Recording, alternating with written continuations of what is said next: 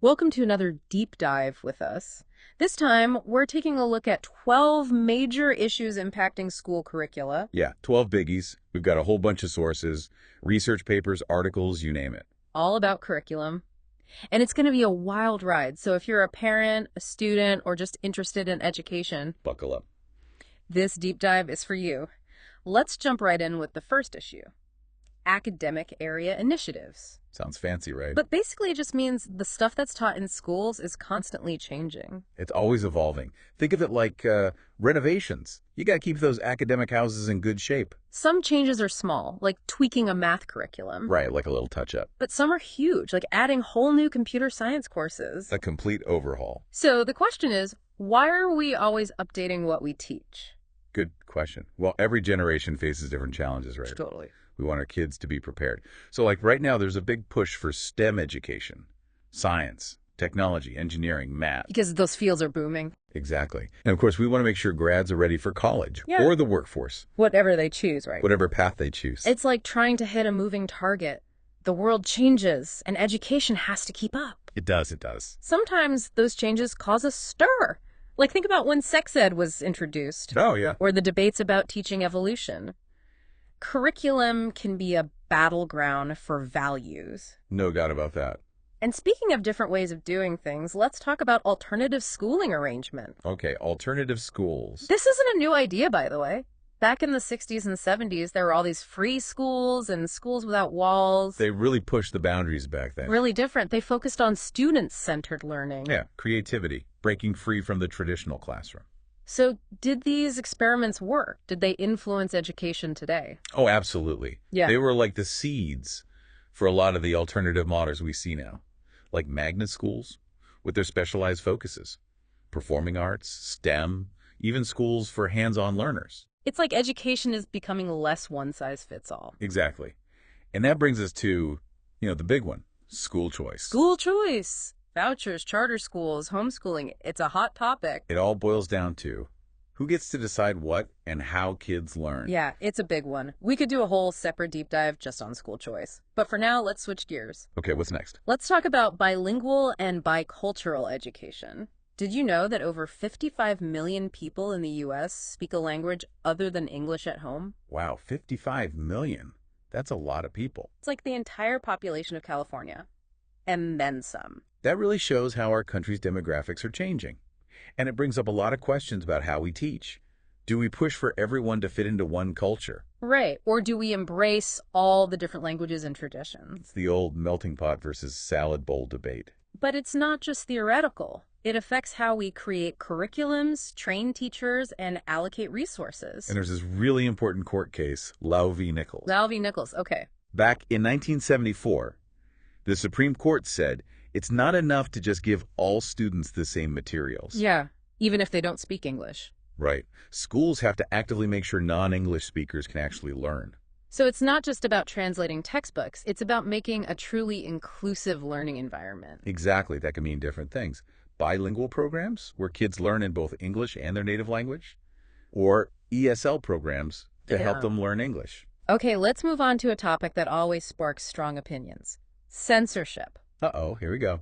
What materials are okay in school libraries and classrooms? Books, articles, websites, even discussions about sensitive topics. And it seems like every generation has its own list of controversial topics. Who gets to decide what's off limits? And where do we draw the line between protecting students and, shielding them from reality? It's tough. We have the First Amendment guaranteeing free speech. Right, freedom of speech. But schools also have to create a safe learning environment for everyone. It's a balancing act. And the courts have weighed in on this. We have Hazelwood v. Kuhlmeyer.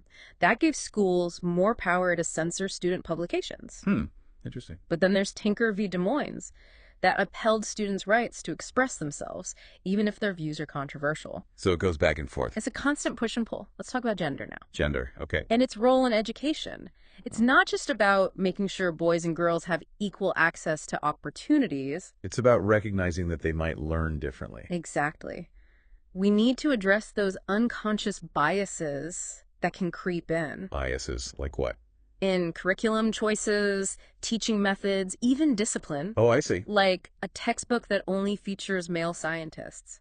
Small things like that can have a big impact on how students see themselves. Can make a difference. So it's not about boys versus girls. It's about challenging those old gender roles. Making sure all students feel valued. Exactly. Some people think single-sex classrooms are the answer, that boys and girls learn best when separated. Separate but equal. Right. But others say that just reinforces stereotypes and limits collaboration. It's complicated. It is. We've come a long way from when girls were discouraged from science and math. We have. And that's partly because we're making curriculums more inclusive, providing more female role models. Encouraging girls to follow their passions. No matter what. Okay, let's talk about health education. Health education, all right. It's not just about the food pyramid and smoking anymore. It's so much more than that now. Schools are dealing with some really tough stuff. Like what? Drug abuse, teen pregnancy, STDs, mental health. Wow, that's a lot. Some people think these issues should stay within families. Yeah, I can see that. But not every student has that support system. True. So should schools be stepping in? And if they are, how do we handle these sensitive topics? How do we respect everyone's values? Exactly. It's tricky. Like sex education, some parents want it to cover everything. Everything. Contraception, consent, everything. I see. But others think it should just be about abstinence. So there's a big difference of opinion there. There is. But ignoring these issues won't make them go away. Nope, definitely not. And when it comes to health, knowledge is power. Giving students accurate information, helping them make healthy choices, that's crucial. It is. For their own well-being and for society as a whole. From health, let's move to another topic that can be controversial: multiculturalism and diversity. Multiculturalism, another big one. It ties into the whole melting pot versus salad bowl idea. How do we reflect the diversity of our country in the curriculum? Do we create one shared national identity? Or do we celebrate all the different cultures? It's like trying to capture the whole American experience. And it's not just adding a few holidays to the calendar or reading books by authors from different backgrounds. There's more to it than that. It's about weaving diverse perspectives into the whole curriculum, looking at history from different angles, challenging students to think about race, ethnicity, social justice. That's a lot to take on. It is a big task, Yeah. but it's essential, especially in such a diverse country. It's not just about being nice or checking boxes. Right. It's about preparing students for a globalized world where they'll be interacting with people from all walks of life. Exactly, all walks of life. Okay, let's dive into a topic that's been causing a lot of controversy: privatization of education. Privatization. Basically, shifting control of schools from public entities to private companies So applying business principles to education. to make things more efficient, improve outcomes. But does that raise concerns about accountability? Accountability. Will private companies really put students first? Or are they just after profits? Those are good questions. It's a big debate. It is. Some people say private companies can bring innovation and flexibility to the system. They point to successful charter schools as proof that private management can work. Charter schools, okay. But others worry that it'll create a two-tiered system, A two-tiered system. where rich families have great private schools and poor students get left behind in underfunded public schools. That would be a problem. It would. It's a complicated issue with strong arguments on both sides. It makes us think about the role of government in education. And who benefits from different models? Exactly. We could spend a whole episode on privatization. Hmm. But let's move on to another critical issue: providing for students with exceptionalities. Okay, exceptionalities. We're talking about students with learning disabilities, physical impairments, emotional disorders. And giftedness. Yes, any condition that needs special support in a traditional school setting. I see. Education has changed a lot in this area. We used to segregate these students, Segregate them.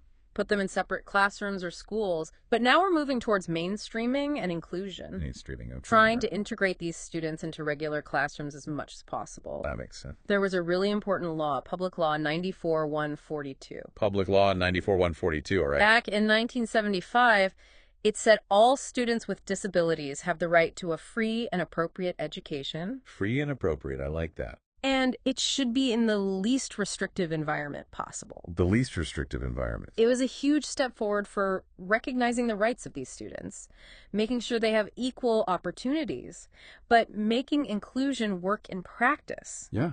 That's tough. Oh. How can teachers meet the needs of students with so many different abilities in one classroom? That's a challenge. It is. It requires teachers to change their mindset, and they need special training and resources. It's about creating a classroom where everyone feels welcome and supported. That's important. And we can't forget about giftedness. Oh yeah, gifted students. How do we challenge and engage those students who are already ahead? That's a good question. Some schools have gifted and talented programs. Others try to differentiate instruction within the regular classroom. So different approaches. It's about finding that balance between supporting students with disabilities and nurturing the talents of gifted students. Finding that balance. All right, get ready, because now we're entering a minefield. A minefield. Religion and public education. We're talking about the First Amendment, the separation of church and state. Oh boy, this is a big one. It's about navigating the role of religion in a society where people have lots of different beliefs. Lots of different beliefs. This is an area where people get really passionate. Every decision seems to cause controversy. What kind of controversy? Should schools allow prayer in classrooms? Can they teach about religion without endorsing a specific faith? Can they use public money to fund religious schools? So many questions. It feels like any issue about religion in schools could end up in court. It could happen. The courts have been trying to define the boundaries, where does religious freedom end, and the need to protect all students begin. Where do we draw the line? Some people say schools should be completely secular, no religious expression allowed. No religion at all. But others think faith is such a big part of American life, it should be acknowledged in schools. So, two very different views. They are. It's a complex issue with no easy answers.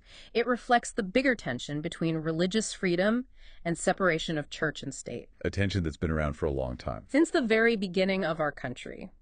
So, where do we go from here? How do we respect everyone's beliefs while making sure public schools are inclusive? That's the question, isn't it? It's a question communities all over the country are struggling with, trying to create schools that respect different beliefs and are also good places to learn. It's a tough balance to strike. Okay, so from religion, let's move to something that might seem a little less intense.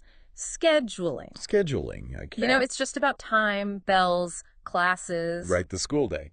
But how we structure that time actually affects how kids learn. Oh, it does. It does. We think of schedules as fixed, but schools have experimented a lot over the years. Like, remember block scheduling? Oh, yeah, block scheduling. Some classes felt like they went on forever. Right. The idea was to give teachers more time for, in-depth lessons. I went to a school that tried it. Some classes it was great for, like lab sciences. Having that extra time was helpful. Exactly. It's about finding what works for different subjects, different ages. And then there's the whole debate about extending the school year or even year-round school. It's around school. Some people say it would help with summer learning loss, that summer slide they talk about. But wouldn't that disrupt families? Summer vacations? Family time? That's a good point. And what about teachers? Any time to recharge, prepare for the next year? It's a tough one. A lot to consider. It is. And speaking of things to consider, what about class size and school size? Oh, yeah. Class size. I remember my elementary school classes were huge, like 30 kids. But in high school, I had some classes with only 10 or 12 students. It felt so different. More personal. Yeah. Did the size of the class actually affect how much I learned, though? That's the question, isn't it? Researchers have been studying that for years, and the results are mixed. Some studies say smaller classes, especially in the early grades, can make a difference, especially for kids from low-income families. That makes sense. More attention from the teacher. Right. But other studies say class size isn't everything. Teacher quality matters. Yeah. The curriculum, the school culture. It's not just one thing. It's a whole bunch of things. Exactly. And what about school size? Do you think bigger is better? Or do smaller schools feel more nurturing? That's a good question. Smaller schools probably have a stronger sense of community. Right, more community. Kids might be more likely to join clubs, be leaders. But bigger schools usually have more to offer. Yeah. More courses, special programs. So there's a trade-off there, too. Always a trade-off. Okay, get ready for this one. It's probably the most debated issue in education today. Standards and assessment. Standards and assessment. Uh-oh. We're talking standardized tests, accountability. How do we measure what students actually know? Big question.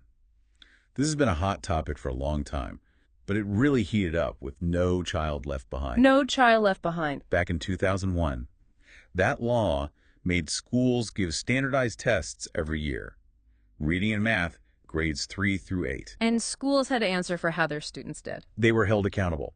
The idea was to use those tests to see where there were gaps in achievement. To make sure all kids were meeting certain benchmarks. Right, make sure everyone was on track. People who support standardized testing say it's a way to guarantee a quality education for all students, no matter where they live, what school they go to. But didn't No Child Left Behind also get criticized for narrowing the curriculum, putting too much pressure on teachers and students to do well on those tests? I remember those tests being so stressful. Yeah, I can imagine. And for teachers, their whole careers could depend on how their students scored.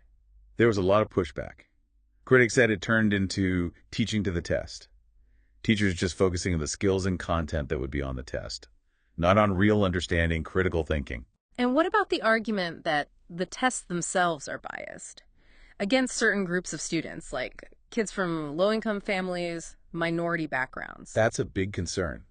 And there is research that shows some tests do have cultural biases that can put some students at a disadvantage. So it's not really a fair comparison then. Right.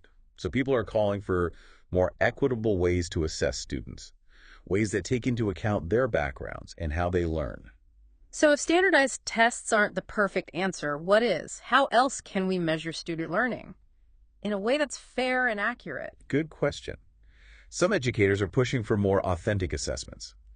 Things like portfolios of student work or performance-based tasks, where students can show what they know in a real-world setting. That sounds a lot more interesting than filling in bubbles on a multiple-choice test. Right. It might give us a better idea of what students are learning. But of course, those kinds of assessments take more time, and it's harder to grade them consistently. Another trade-off. Always a trade-off. So remember the standards movement we talked about? That eventually led to the Common Core state standards. A lot of states adopted them. The idea was to have more consistent expectations for what students should know. The Common Core. Yeah, that was a big deal. It was controversial, too. People who liked it said it raised academic standards, made sure students all over the country were learning the same important stuff. Made things more uniform. But people who didn't like it worried it was too much federal control, that it stifled creativity in the classroom. So, did it work? Did the Common Core actually help students learn better? That's what researchers are trying to figure out. Some studies say there have been some improvements. Others say the impact hasn't been that big. And how well any set of standards works depends on how teachers use them in the classroom. It all comes back to the classroom. Okay, let's talk about something a little less abstract. School funding. School funding, all right. How do schools get the money they need to function, to provide a good education for all students? That's a big one. School funding is complicated. It comes from different places. The federal government, the state, local taxes. And how that money is divided up has a huge impact on the quality of education in different communities. I've heard that there's a big gap in funding between rich school districts and poor ones. Yeah, that's a major issue. Schools in wealthy areas often have way more resources. They can have smaller classes, better buildings, more programs. But schools in poor neighborhoods, they often struggle just to provide the basics. So their students are already starting at a disadvantage. Exactly. It's a huge problem. People have been trying to fix this for a long time. Some say the federal government should give more money to even things out. Others say local communities should have more control over how their money is spent. It's another one of those debates where both sides have good points. But one thing's clear. We have to find a way to make school funding fairer if we want all students to have a chance to succeed. Wow, it's amazing when you think about it, everything we talked about. All these different things. From what's actually taught in the classroom to how schools get their money, It all comes together. to shape education for millions of kids. And it's not just about academics either, right? Right. We've talked about health education, gender, diversity. Schools have to deal with so much these days. It's like they're supposed to be everything to everyone. So what should the role of schools be in society? Are they just for academics? Good question. Or should they be dealing with social justice, emotional well-being, all that stuff? People have been debating that for ages. There's no easy answer. I guess not. Some folks say schools should stick to the basics. Academics, college prep, career readiness. Makes sense. Others say schools have to do more, help kids become well-rounded citizens, ready for the real world. It's complicated. I guess it goes back to those different values we keep talking about. It does. And those values change as society changes. Look at technology in education, for example. Technology, yeah. Not that long ago, computers were like a rare thing in schools. Now they're everywhere. I remember when we got our first computer lab, the whole school had to share it. Now kids have smartphones with more information than we could have dreamed of back then. It's crazy how fast things have changed. What will education look like in the future? Who knows? Will classrooms be virtual? Will AI be teaching our kids? Will personalized learning be the norm? It's exciting to think about, and a little scary too. A little bit of both. But one thing's for sure, those 12 issues we talked about, Those 12 biggies. they're going to keep shaping education for a long time. They're going to keep people talking, that's for sure. And arguing, because it's really about what we value as a society. What do we want our kids to learn? What kind of future do we want for them? Big questions. They are. And they're questions everyone needs to think about. Parents, teachers, politicians, everyone. So as we wrap up this deep dive, think about this. What role do you want to play in shaping education? That's a good question to leave everyone with. Thanks for joining us on this journey into the world of education. It's been fascinating It has. and complex. We'll see you next time for another deep dive.